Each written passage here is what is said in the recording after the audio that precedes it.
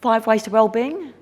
It's the best thing you can do to prevent burnout, plus other things of identifying it. So here we go, 5 ways to well-being. So it's simple actions. You can introduce any of these actions into your life anytime, and you will feel the benefit. I absolutely guarantee it.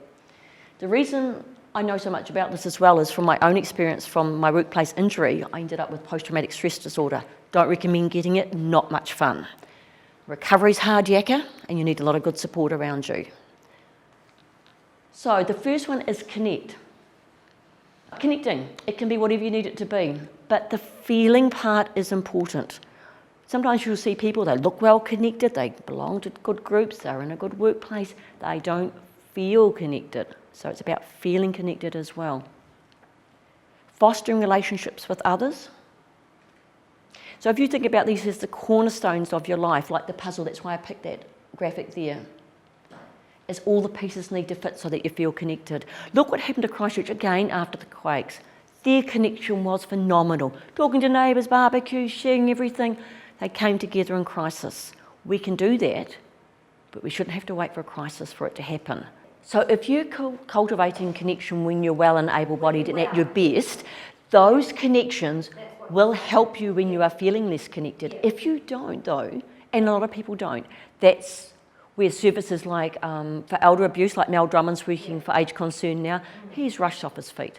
Go out and play. I used to play indoor netball before I broke most of my fingers, and my sons used to play it with me, which was brilliant. 6 foot tall boys, great. They defended their mummy, no worries at all. It was awesome. 20 minutes a day of moderate intensity aerobic exercise can elevate your mood for up to 12 hours afterwards. For cardiac benefits, you need to get a bit of aerobic stuff going in there, but any movement is better than no movement.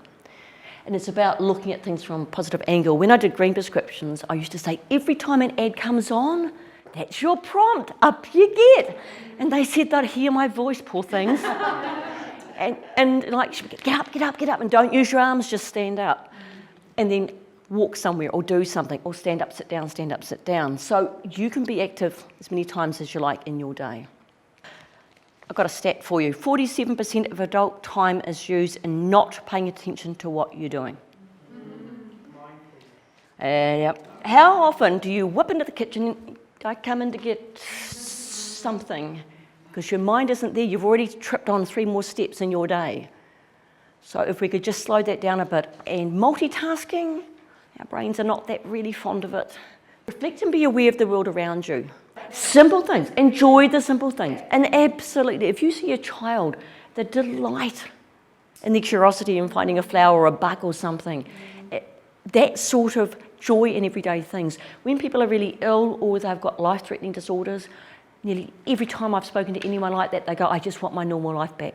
I want the normal routine, the normal everyday. When I come home, I make my lunch, I do the stuff.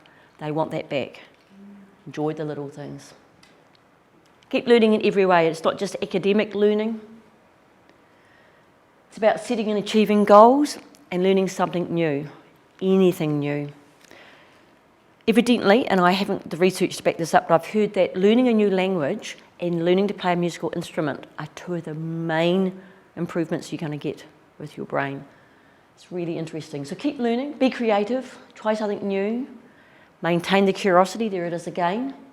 Sign up for a course. Give. Mental Health Awareness Week last year was to give. Your time, your words, your presence. And so I went to a car park and I had a bunch of candy canes and I stuck them on all the windscreens. My girlfriend and I, we had so much fun. We really did. I'm hoping that no dentists put them on there, but thank someone. Thank people all the time. Thank your loved ones. Thank them for doing things that are just routine but are valuable. Look out as well as in. Join a community group, and as I said before, give your time, your words and your presence. And seeing yourself and your happiness linked with the wider community about that connectiveness is incredibly rewarding and obviously creates connections around you. So if we cultivate a spirit of generosity, imagine if everybody did that, where we would be.